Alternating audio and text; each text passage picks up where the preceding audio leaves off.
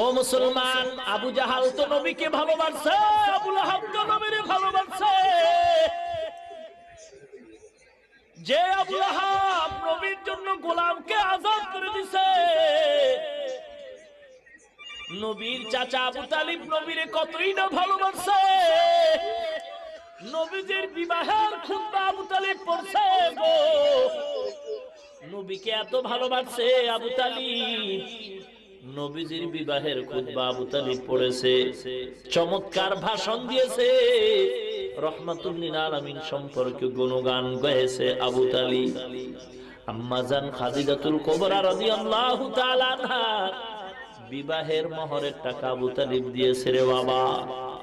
এর নামই ভালোবাসা, কিন্তু আনুগত্যের বেলায় আবু তালিব রাজি না।